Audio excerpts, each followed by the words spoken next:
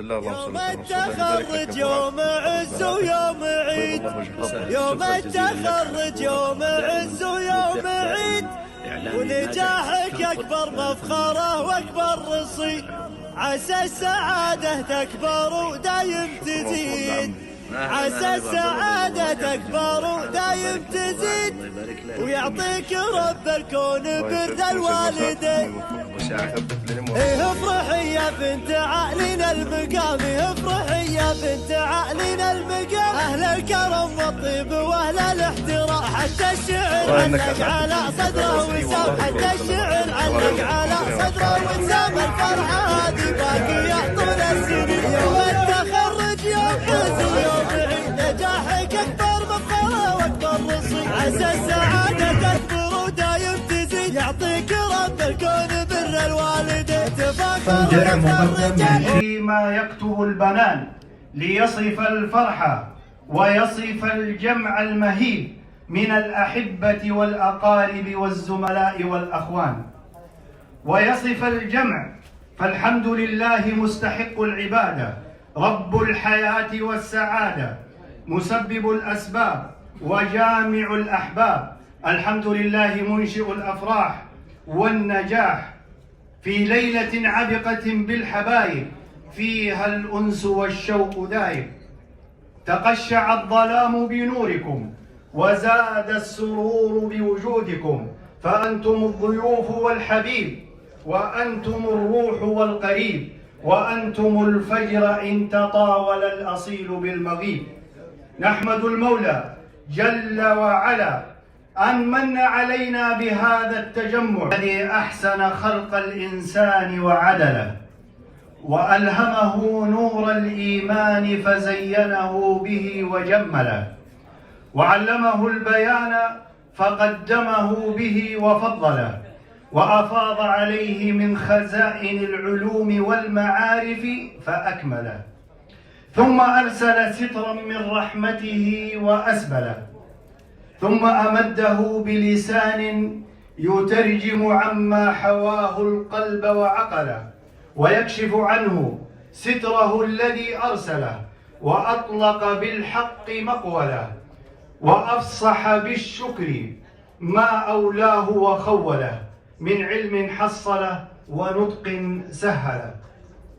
ونصلي ونسلم على نبينا محمد صلى الله عليه وسلم وعلى آله الطيبين الطاهرين وسلم، الذي أحسن خلق الإنسان وعدله، وألهمه نور الإيمان فزينه به وجمله، وعلمه البيان فقدمه به وفضله، وأفاض عليه من خزائن العلوم والمعارف فأكمله، ثم أرسل سترا من رحمته وأسبله، ثم أمده بلسان يترجم عما حواه القلب وعقله، ويكشف عنه ستره الذي أرسله، وأطلق بالحق مقوله، وأفصح بالشكر ما أولاه وخوله، من علم حصله ونطق سهله.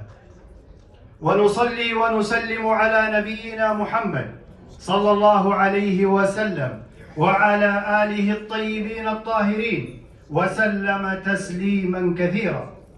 يعجز اللسان ويقصر البيان، يدري ما يكتب البنان ليصف الفرحة ويصف الجمع المهيب من الأحبة والأقارب والزملاء والأخوان، ويصف الجمع، فالحمد لله مستحق العبادة، رب الحياة والسعادة، مسبب الأسباب وجامع الأحباب، الحمد لله منشئ الأفراح والنجاح، في ليلة عبقة بالحبايب فيها الأنس والشوق دايب، تقشع الظلام بنوركم وزاد السرور بوجودكم، فأنتم الضيوف والحبيب، وأنتم الروح والقريب، وأنتم الفجر إن تطاول الأصيل بالمغيب.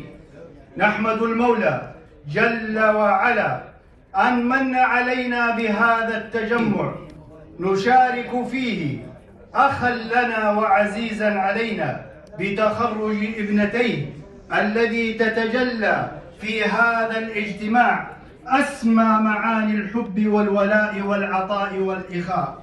ومن هنا ومن على هذا المنبر أصالة عن نفسي ونيابة عن قبيلة بني رافع وعن كافة القبائل وعن الأقرباء والأحباب والزملاء نرفع لك أبا رعد أسمى آيات التهاني والتبريكات، ولحرمك المصون ولأبنائك وإخوانك بمناسبة تخرج الدكتورة ندى بنت عوض بن رافع العمري والمهندسة هبة بنت عوض بن رافع العمري. نسمع لهم أحلى تحية يا جماعة.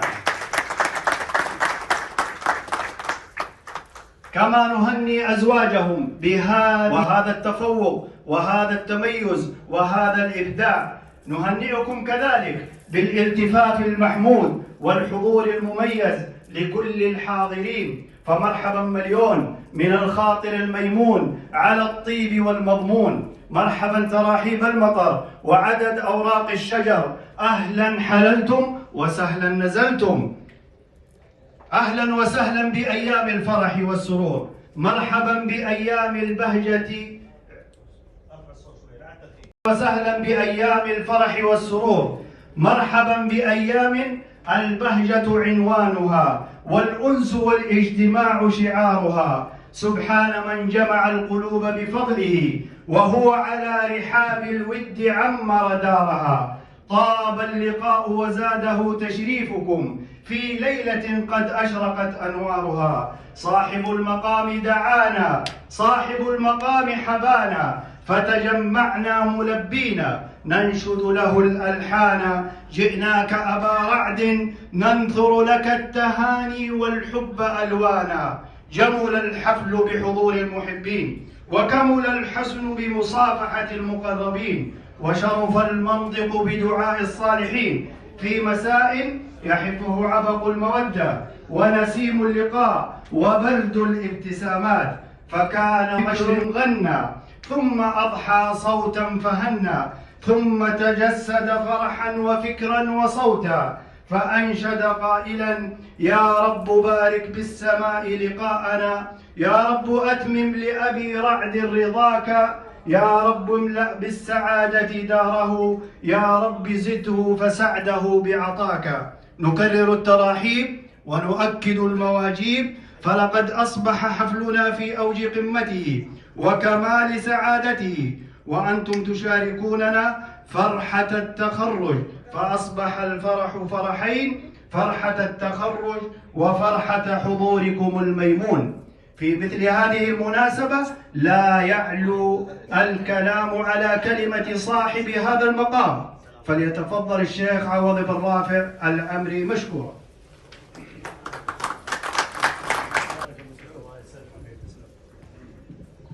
السلام عليكم. بسم الله والحمد لله والصلاة والسلام على أشرف خلق الله سيدنا ونبينا محمد وعلى آله وصحبه وسلم تسليما كثيرا. أما بعد، فمثل ما ذكر أبا سعود حفظه الله، الفرحة فرحتين.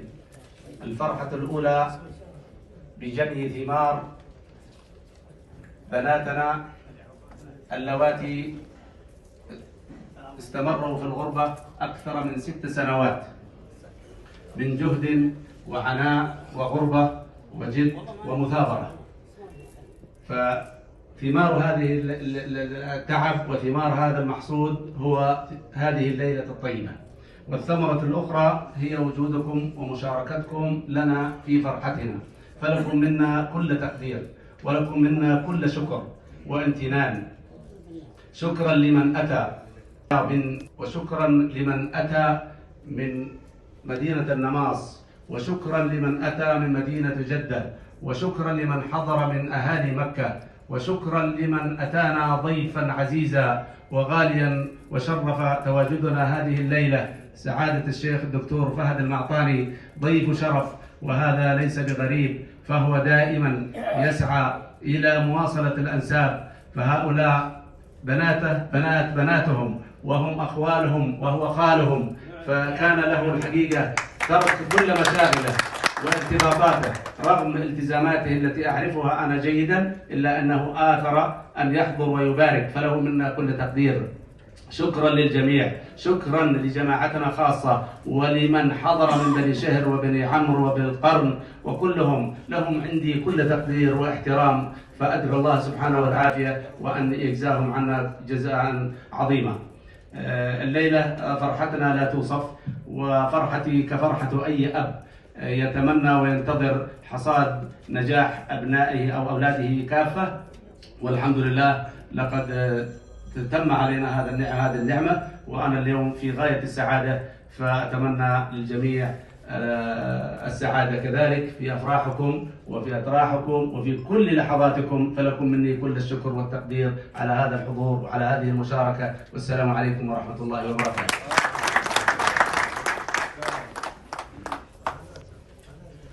ضيوفنا الكرام، هذا هو الحب، وهذا هو الولاء، وهذا هو الالتفاف والاجتماع، دائما في الأفراح والمسرات والأحزان نجتمع دائما على الحب، نقف مع بعضنا في كل المناسبات. تكملة للمقدمة التي ذكرتها، يتفضل الإعلامي المبدع المفوه أبو نورة الإعلامي محمد بن ظافر ليكمل مسيرة التقديم، شاكرين ومقدرين له ذلك، فليتفضل مشكورا.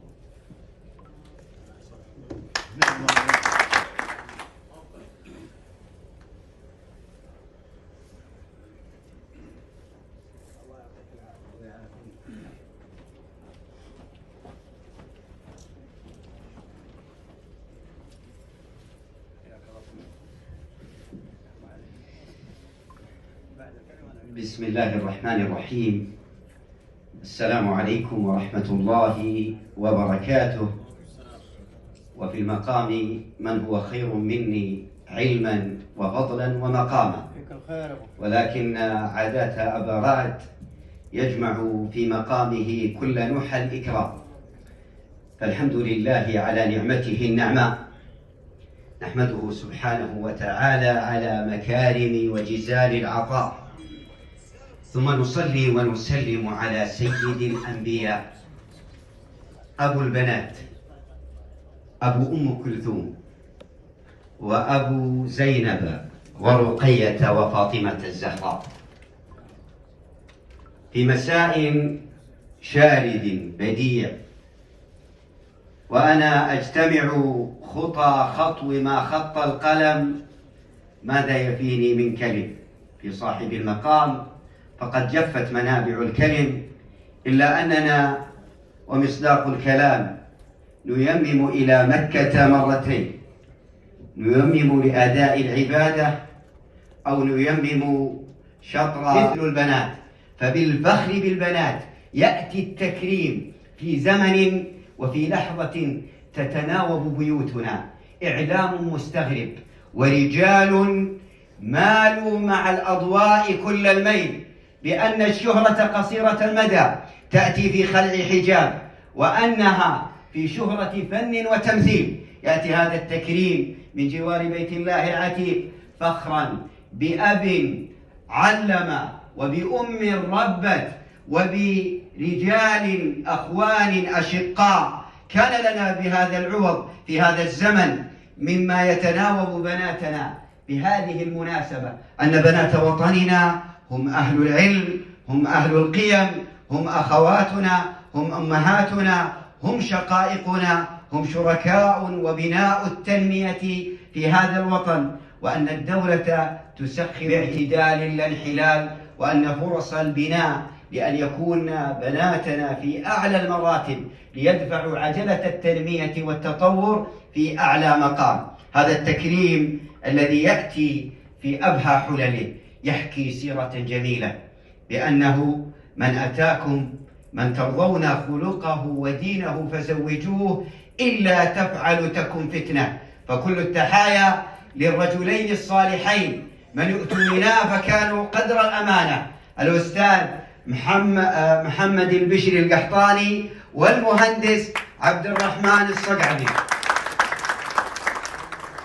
هذه التجارب هي ما ينبغي أن ننقله إلى بيوتنا لنزهو بها ونفرح، وما هذا إلا فرحة هذه الأسرة بأبي الربة وأم الربة وإخوان يشاركون. أخذت من اسمها رفعة في الأداء ورعد وغيث في العطاء، همت علينا بمكارمها وندت علينا بمبادئ عطائها. كذلك التباريك لأعمامهم الأستاذ محمد رافع أبي سيف والأستاذ رفيع أبو خالد.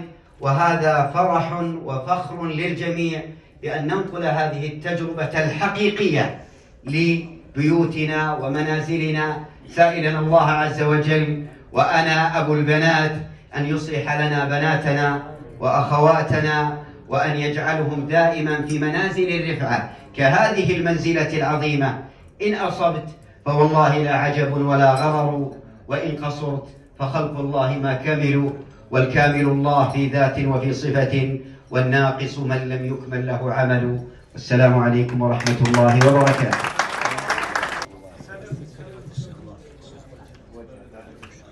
شكرا للإعلامي المميز والمفوه الأستاذ محمد بن ظافر، دائما ما يبدع في جميع الحفلات والمناسبات.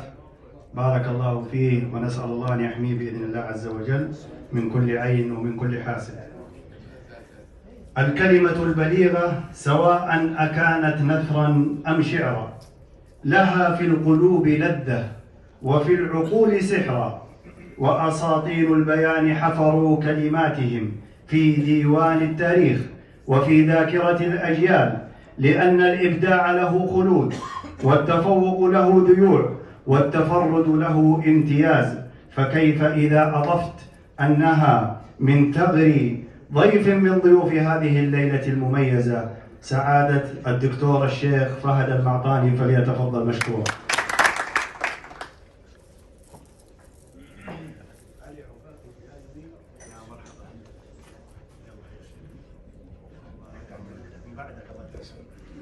بسم الله الرحمن الرحيم. الحمد لله رب العالمين، والصلاة والسلام على أشرف الأنبياء والمرسلين، الشيخ عوض ابن رافع العمري، شيوخ بني عمرو من رجال الأزد، شيوخ القبائل، رجال الفكر، رجال العلم، رجال الإعلام، رجال الأعمال، رجال الدولة رعاه الله. السلام عليكم ورحمة الله وبركاته.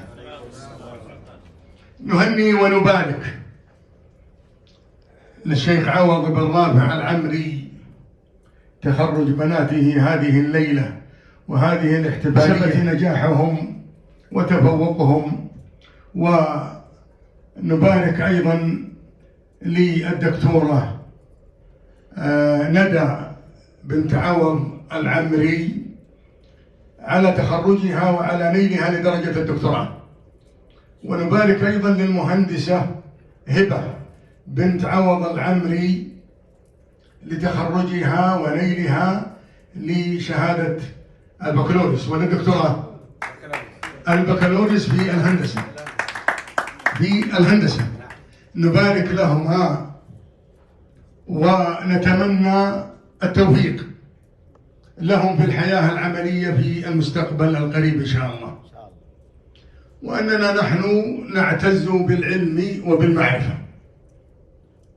بالعلم سدنا وبالإسلام عزتنا، هذا شعار لقاصينا ودانينا. يحسب الغرب أن صفحة طويت حتى ترام عليها الماء والطين، لا لن يكون ورب البيت ما قصدوا، الله معنا وبالإسلام مهدينا. ما أجمل طالب العلم عندما ينال شهادة على تفوقه في أي مجال من مجالات العلم. لا أستسهل الصعب أو أبلغ المنى، فمن قادت الآمال إلا لصابر.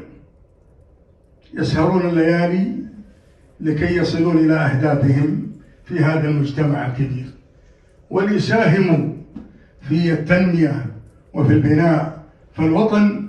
ونحن في المملكة العربية السعودية نعتز بقيادتنا الرشيدة، بقيادة خادم الحرمين الشريفين الملك سلمان بن عبد العزيز ذلك الإنجاز، ونعتز بولي العهد الأمين صاحب السمو الملكي الأمير محمد بن سلمان بن عبد العزيز راسم سياستنا السعودية الحديثة وصاحب رؤية 2030، وهو من حقق إنجازات ومكتسبات في داخل المملكة العربية السعودية وفي خارجها، وهو من رفع هيبة المملكة أمام الدول العظمى في حضوره لقمة ال20 وفي الصين واليابان وفي كل مكان. الدولة معها الله حريصة على العلم، الدولة معها الله حريصة على الشباب، وقد قال ذلك خادم الحرمين الشريفين، قال نحن نحرص على شعبنا أكثر مما يحرص الأب على أبنائه. وهذه كلمة عظيمة. شوف الفرق ما بين ملوكنا أبناء ملوك وبين الجمهوريات المزعومة والدساتير المرقعة والشعارات الكاذبة والقوانين الوضعية اللي يجيبون لهم رجل من السجن يحكم لهم، يجيبون لهم رجل من الشارع يحكم لهم، ما يعرف خلفيته. أما نحن في المملكة العربية السعودية ملوكنا أبناء ملوك يتعاملون مع شعبهم بأخلاق إسلامية عربية، حريصون كل الحرص على العلم والتعليم. من زمن الملك عبد العزيز، الملك عبد العزيز رحمه الله كانت الأمة في قبله في حالة يرث لها، مهيمن على الجزيرة العربية 4 أشياء: الخوف والفقر والجهل والمرض. جاء الملك عبد العزيز رحمه الله فرفع الأمة من تشتت إلى وحدة، ومن جهل إلى علم، ومن خوف إلى أمن، وأصبحت من ذلك الزمن إلى اليوم وهم ملوك يتلون ملوك إلى ما وصلوا إليها الآن في هذا العهد الزاهر، عهد خادم الحرمين الشريفين الملك سلمان بن عبد العزيز. المملكة العربية السعودية فيها أكثر من 50 جامعة في المملكة العربية السعودية، أكثر من 600,000 مبتعث الآن في أكثر من 90 دولة في العالم وفي أعرق الجامعات. هذا فخر لشعب المملكة العربية السعودية ولقيادته. سعدنا هذه الليلة في هذا الحفل المتميز يختلف عن كل الاحتفالات، لأنه حفل يقول للمحسن أحسنت، يقول للمتفوق أو المبدع أبدعت. فنسأل الله لهم التوفيق، ونسأل الله التوفيق للجميع. وأنا سعيد هذه الليلة بحضور هذه المناسبة. وأيضا العقيد رفيع، عميد العقيد، العقيد رفيع العمري، نحن أخوان أبنائه عمرو وأخوانه، وحنا نعتز يا هذيل إن خوال عياله وخوال عيال الشيخ عوض. وهذيل من طبيعتها تعتبر النسب وتعتز به في كل مكان. يعني كثير من القبائل في الجزيرة بينهم وبين هذيل نسب وحسب، لا يمكن أن تقطع الصلة، لا بد المزاورة تتم، لا بد أنه يكون بينهم اللقاء. تعتزوا بأبنائنا منكم، وأنتم تعتزون بأبنائكم منا، وكلنا يجمعنا النسب والحسب والجيرة والخوة. أم القرى بجلالها تتلالى، فتزيد في شم الجبال جلالا، لبست حلى الأعلى عقد شموخها، ورنت إلى العليا تتيه جمالا.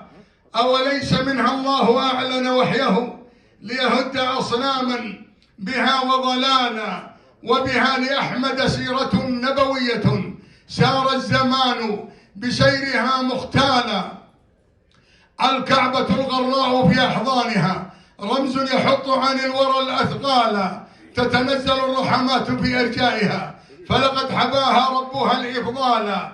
تاريخ أجداد لكم وحضارة صال الهدى فيها أغر وجالا، واليوم تشرق في سماء سعودها شمس بها عقد العلو تلالا. بفوارس شم العنوف فعالهم أضحى لها سفر الخلود مجالا. صرح بنى عبد العزيز أساسه فكر يحقق للعلا الآمالا، صقر الجزيرة كيف ينسى ذكره، وبه يقيم من الهدى ما مال. فردا تجلى أمة بنهوضها، زرع الجزيرة همة حققت أقواله أفعالا.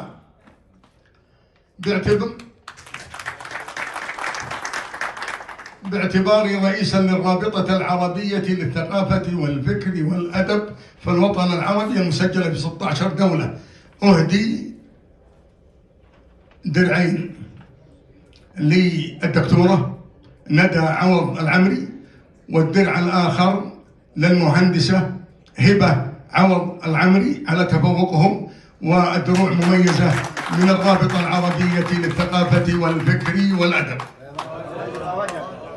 وأنني سعدت هذه الليلة في من قدم هذه الاحتفالية، فهم من المفوهين، ويجب علينا نحن القبائل العربية أن يتصدر منابرنا في تقديم الاحتفالات مثل هؤلاء. الأستاذ عادل العمري والإعلامي الكبير محمد بن ظافر العمري وهو فيلسوف، فلهم أيضا مني هدية درعين لكل منهم من الرابطة العربية للثقافة والفكر والأدب لتقديمهم التقديم الجميل. وأعجبت بالفيلسوف الإعلامي محمد في كلمتها الجميلة اللي هي مقطوعة أدبية، استطاع أن يجعل فيها إبداع كبير، وأيضا كانت هادفة في هذه الليلة سواء في العلم والتعليم أو الثناء على البنات، وأيضا لبر الوالدين اللي فيهم كثير. وبعدين الرسول الله صلى الله عليه وسلم عليه ذكر ذلك حديث معروف: من رزق ببنتين، في معنى الحديث اي نعم كانوا وجاء من النار، ايش اعظم من هالكلام.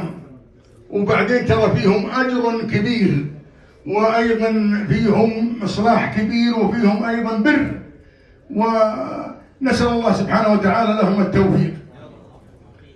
شاكرين لكم ومقدرين دعوتكم يا شيخ عوض، وانا ورايا احتفالي، والله احتفال عبد الله الثبيتي خواله العمران من هذيل، وزواجه في الخضراء في البساتين، والثاني في عند نفعه.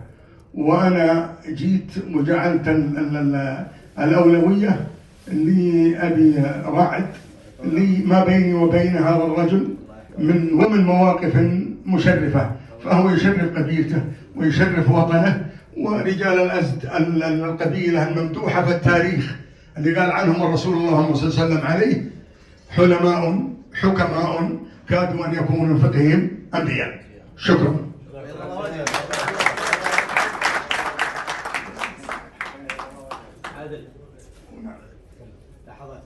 حنا نبارك لها ما تكون المرأة وهي متعلمة مثقفة وماخذة شهادة، وأيضا هذا ينعكس على أبنائها بالمستقبل، والله يحفظهم لكم ويبارك لكم. سعادة الدكتور الشيخ فهد المعطاني، إن الكلمات لتقف عاجزة والعبارات تائهة، بل والأفكار قاصرة أن تقدم لك الشكر على ما وهبتنا إياه من هذا الاحترام وهذا التقدير وهذا الحضور المميز، والكلمة البليغة التي قمت بالمشاركة بها هدية مقدمة من الشيخ عوض بن رافع العمري لك يا دكتور، والله يعطيك الصحة والعافية. شاكرين حضورك ووصولك إلى موقعنا. هذه تبى تكون في متحف، الهدية في متحف هذيل، وانا ترى وما املك قنيتي حتى دمي لهذيل علم صحيح. وثانيا هناك تذكرة ذهابا وايابا لتونس الخضراء للشيخ عوض العمري لحضور مهرجان قبائل هذيل في المغرب. قبيلة هذيل في تونس 2 مليون نسمة، في كل 3 سنوات نعمل احتفال، يجون هذيل من كل مكان واحباب هذيل، وهو نسيب لنا ونعتز بابنائه. واللي يبغى يجي معك ترى انا نصرف له تذكره ذهاب وياه، ولكم مده شهر على شاطئ طبرقه. وايضا رابطه قبائل هذيل في العالم اللي انا راسها في تونس ترحب بكم في مطار قرطاج، تلقونهم يستقبلونكم على باب الطياره، ولكم شهر كامل على ضيافه هذيل. فرحب بكم كلكم.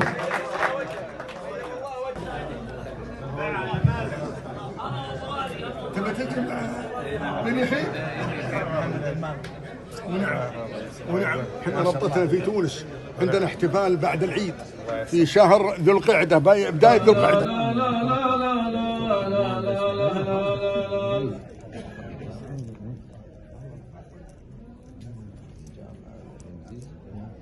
لا عدمناك يا بيت المعارف ويا بيت القيادة، كل من سمع عنهم قال الأشبال من ذاك الأسد، ما يقود الأسود ويحمي الغابة إلا سيدها، ما يقود الأسود ويحمي الغابة إلا سيدها. يا لا لا لا لا لا لا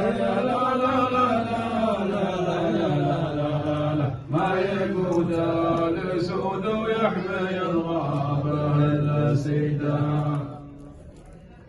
يا لا لا لا لا لا لا لا لا لا لا لا، جيت أهني وأبارك وأتكلم بموفور المشاعر، النجاحات ما هي شيء غريب وهي في بيتها.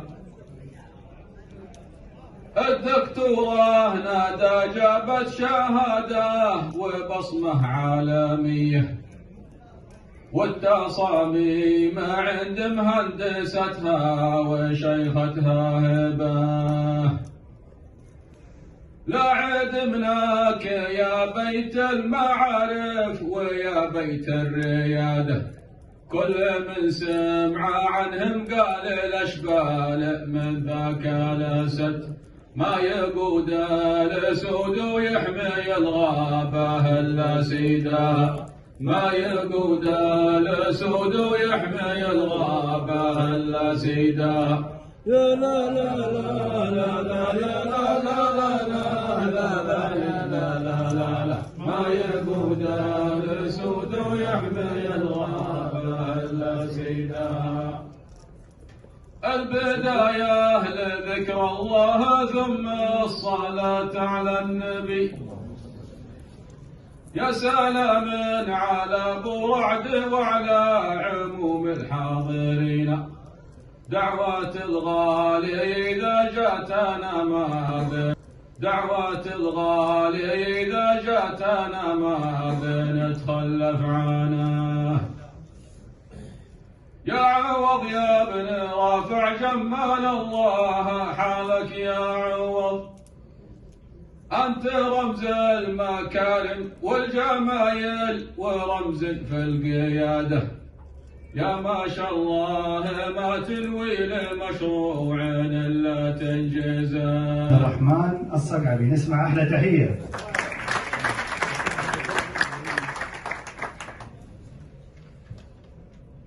يستاهل المهندس عبد الرحمن الصقعبي على جهوده وتميزه ووقفته ومساندته لزوجته، بارك الله فيه وفي أمثاله.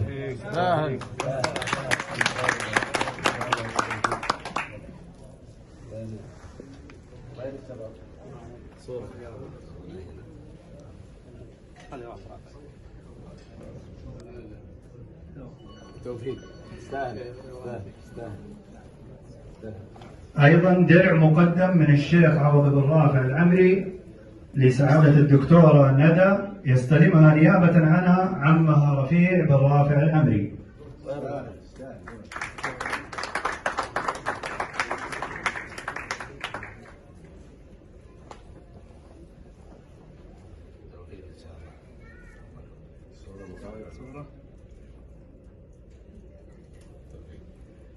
أيضا درع مقدم من الشيخ عوض بن رافع العمري لسعادة المهندسة هبة، يستلمها نيابة عنها عمها محمد بن رافع العمري.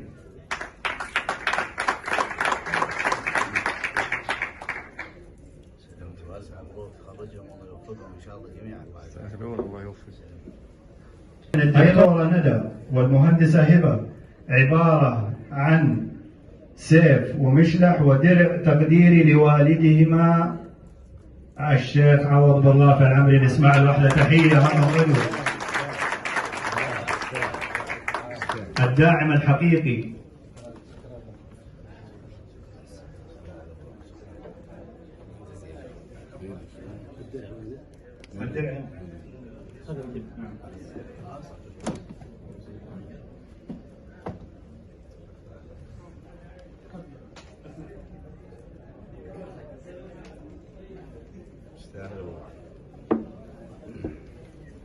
هدية عبارة عن طقمي ذهب مقدمة من رفيع بن رافع العمري إلى الدكتورة ندى، تم تسليمها في قسم النساء، فشكرا لرفيع بن رافع على هذه الهدية القيمة.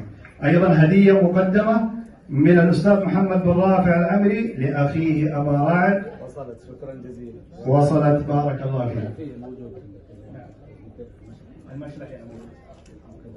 وين أبو سيف؟ من أبو سيف، تفضل. أيضا هدايا للمحتفى بهما الدكتورة والمهندسة، وأيضا لأم رعد وصلت في قسم النساء من أبو سيف، بارك الله فيكم. أيضا هدية عبارة عن مشلح مقدمة أيضا من الأخ رفيع بن رافع العمري لأخوه الشيخ عوض بن رافع العمري. واصل من غير ما تكتب. من عوض بن رافع العمري لسعادة الأستاذ سعد بن معاذ العمري لجهوده عبارة عن مشلح.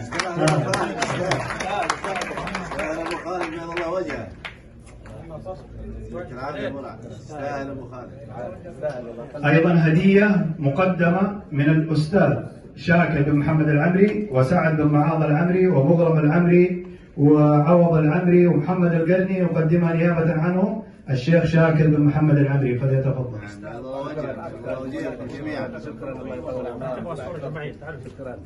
يا ريت تجون هنا تاخذوا صورة جماعية. شكرا للجميع، شكرا ابد وجودكم، الله يجيبكم، الله يجيبكم جميعا، الله يجيبكم ولا يهمكم. شكرا. ايضا هديه مقدمه من الشيخ عبيد بن عوض العمري لسعاده الشيخ عوض بن رافع العمري، فليتفضل مشكورا. استاهل ابو عوض. شكرا جزيلا، شكرا الله يكرمك ويعطيك العافيه. تفضل. بسم الله الرحمن الرحيم، الصلاة والسلام على عبده ورسوله محمد النبي الأمين.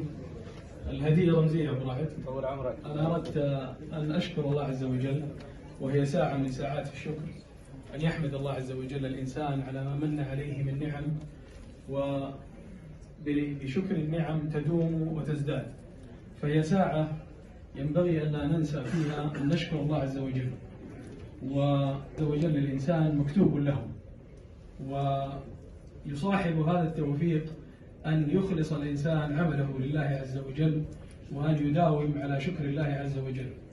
الأخ أبو رعد، حقيقة أنا أنظر إليك قدوة للشخص المكافح في حياته، الذي بدأ بداية صعبة مثل أغلب الناس، لكنه أخلص وأجاد وأتقن وصاحب عمله حسن الخلق.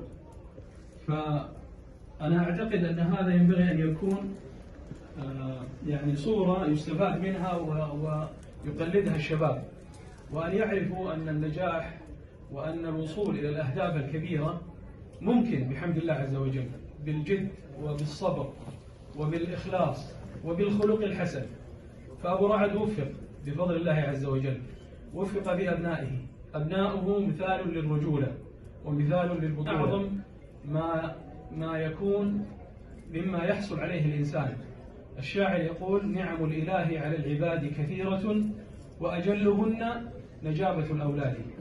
فإذا رزق الله الإنسان أولادا نجباء فليعلم أنه وهب النعمة الكاملة. هم أعظم نعمة، أعظم من المال وأعظم من التجارة وأعظم من كل شيء، وهم سبب لاستمرار أجره عند الله عز وجل. إذا مات ابن آدم لا يخفى عليكم الحديث انقطع عمله. لا أريد أن أطيل عليكم، أنا أهنئ أبو رعد وأعبر عن الشكر لهذا الجمع الجميل، والشكر أيضا للحاضرين. الجميع حضر بمحبة وأراد أن يشارك أبو رعد في هذه المشاعر. نحمد الله عز وجل ونشكره، ونتمنى لجميع الشباب والبنات والصغار والكبار التوفيق في الدنيا والآخرة. وصلى الله على نبينا محمد وعلى آله وصحبه وسلم. شكرا لمعالي الشيخ عبيد بن عوض العمري على هذه الكلمة الرائعة الموجزة البليغة. جزاك الله خيرا يا أبا عوض.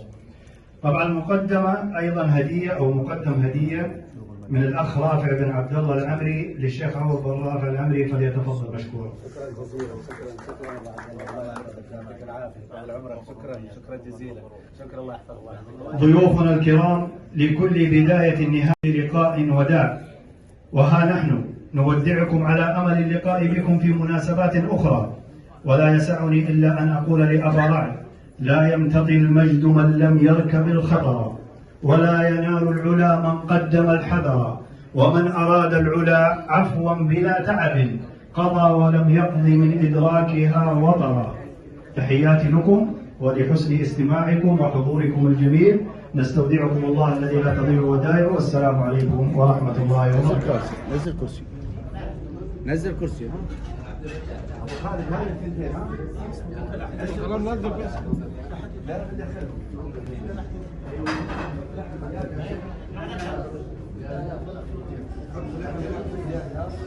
باقي كل واحد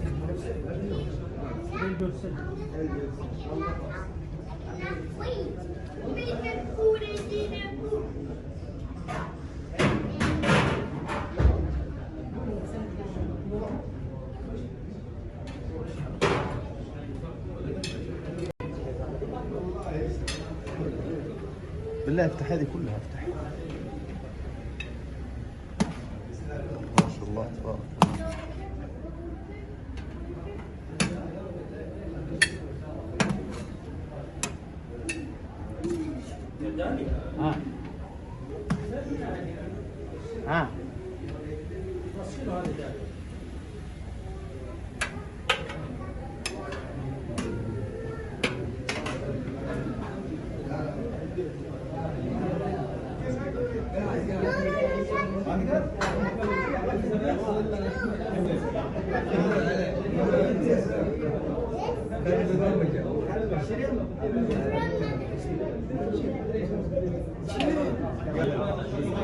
And no one can touch it or the video is dead.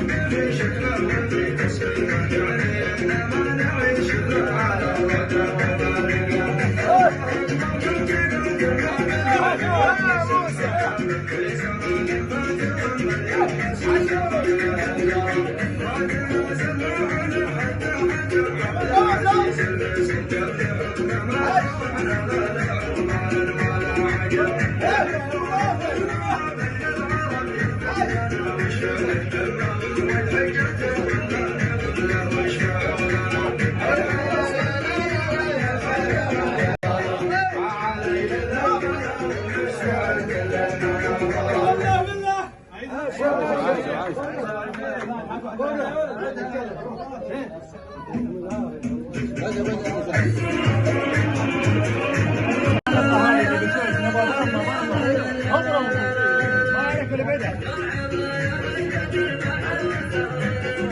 طيب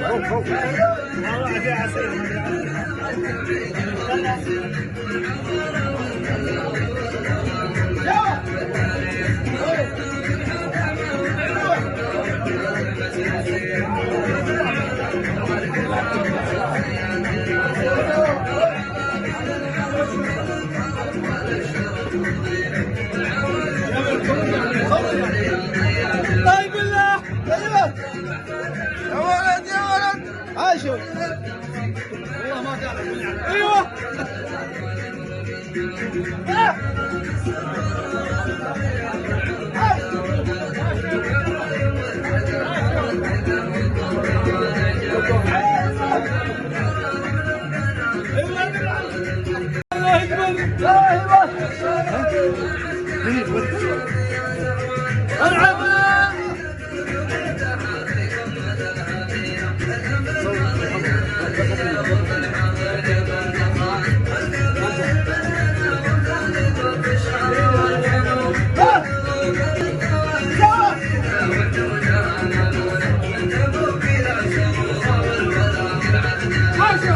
عاش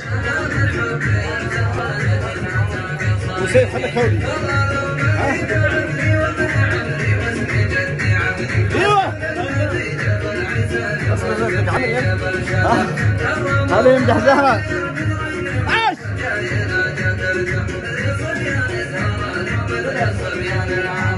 ونعم يا صبيان العمرية رسول الله نبارك لك يا ابو رعد بتخرج بناتك وبيض الله وجهك في هذه الحفله الراقيه الفخمه. اهلا وسهلا، شكرا جزيلا لك على حضورك، ودائما مبدع، دائما اعلامي ناجح، تنقل كل الاخبار الجميله والساره، فنتمنى لك التوفيق، وشكرا جزيلا لحضوركم انت واحبابنا هذه الليله الطيبه. الشكر موصول لعمه. اهلا اهلا يا ابو عبد الله، بيض الله وجهك وجمل الله حالك، ونبارك لابو رعد، والله يبارك له في بناته وفي اولاده وفي ما يملك جميعا ان شاء الله. استاهل. الله يسعدكم ويسعد مساكم ويوفقكم ويثبت لهم، وابو سعد حبيب الكل. الله يحفظكم جميعا ونبارك لهم. وكانت حفله مميزه وتميزها في انها اول حفله تقام، دكتورات مهندسات، فشكرا لابو رعد دائما عاده تميز، بارك الله لك. شكرا لكم جميعا والله يعطيكم العافيه. شكرا والله انك اسعدت الجميع. شكرا الله يسعدك. اي والله اي والله. الله ابو عبد الله. الله يوفقكم دنيا واخره. شكرا لك.